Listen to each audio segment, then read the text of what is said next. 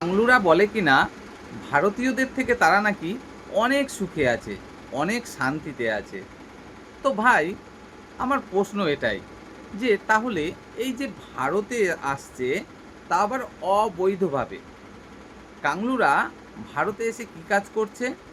এই যে ধরা পড়ছে যারা, কারো বক্তব্য আমরা রাজমিস্ত্রির কাজ করতাম, কারো বক্তব্য আমরা ইট বালি পাথর ভ্যানে করে টানতাম, কারো বক্তব্য আমরা লোকের বাড়িতে থালা বাসন ধোয়ার কাজ করতাম, কারো বা বক্তব্য আমরা হাত পাততাম বিভিন্ন জায়গায়।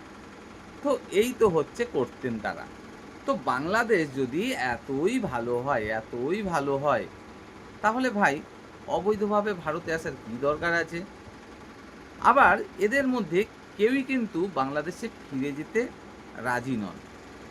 না, ওনারা যে সম্প্রদায়গতভাবে ওখানে অত্যাচারিত হচ্ছিলেন, তাই বাধ্যতামূলকভাবে ভারতে পালিয়ে এসেছেন, তেমনটা নয়। ওনারা কিন্তু সেই সম্প্রদায়ের যেখানে বাংলাদেশে কোনো রকম অত্যাচার কিন্তু হয় না।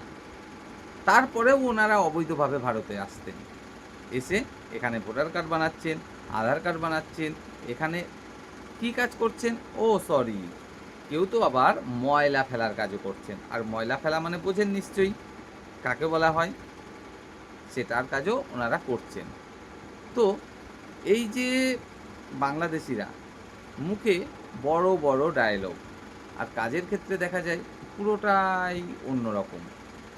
তো ভাই, আমি এই জিনিসটাই কখনো বুঝতে পারি না, এদের কি লজ্জা একটু নেই? একটু শরম নেই এদের মধ্যে? এরা কি দিয়ে তৈরি ভাই? কথায় আছে, এক কান কাটা হলে তার একটু লজ্জা থাকে, আর দু কান কাটা যাদের, তাদের না লাজ লজ্জা কিছুই থাকে না। হয়তো বাংলাদেশিদের দু কানই কাটা। আমরা হয়তো ভুল দেখি যে তাদের কান রয়েছে, বাস্তবে হয়তোবা তাদের কানই নেই, দুটো কানই কাটা, তাই লজ্জা বলে কিছুই নেই। কথায় কথায় Bharat boycott, Bharat boycott, Bharat boycott, ভারতের এ নেবো না, তা নেবো না, আবার না নিলে চলেও না। এই যে জ্বালানি তেলের অভাব হলো, সেখানেও আপনারা দেখলাম না, তাদের অবৈধ যে রয়েছে ড্যাডিরা, তারা কিন্তু কেউ হেল্প করলো না। হেল্প করলো কে? শেষে অরিজিনাল বাপ, তারাই কিন্তু হেল্প করলো, অর্থাৎ ভারত। ভারত তো আর তেল রপ্তানি করে না বড় অঙ্কের, তারপরেও সামর্থ্য মতো চেষ্টা করলো তার যে এক ছেলে বাংলাদেশ, তাকে বাঁচিয়ে দেয়ার, অবশ্য বাঁচিয়েও দিল।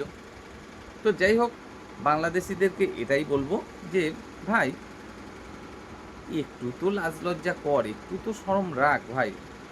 যখন ভারত বয়কট, ভারত বয়কট করিস, তখন এগুলো তো মাথায় রাখতে হবে যে এই ভারতীয় চাল না পেলে পেটে ভাতটা জুটবে না।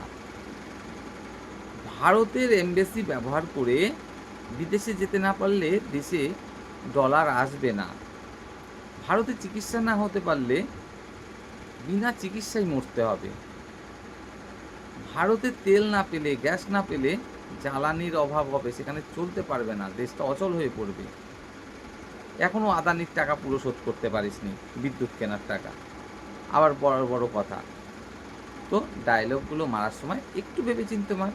এই ময়লা ফেলার কাজ করতে আসে, বাড়ির কাজের জন্য মহিলারা আসছে, ছি ছি ছি ছি ছি, তাও আবার অবৈধভাবে। বৈধভাবে আসলে তাও হতো।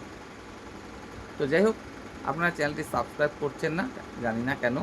তো যদি সাবস্ক্রাইব করেন, অবশ্যই মোটিভেশান পাই পরবর্তী ভিডিও আপলোডের জন্য, তাই চ্যানেলটি অবশ্যই সাবস্ক্রাইব করে সাথে থাকবেন। জয় হিন্দ।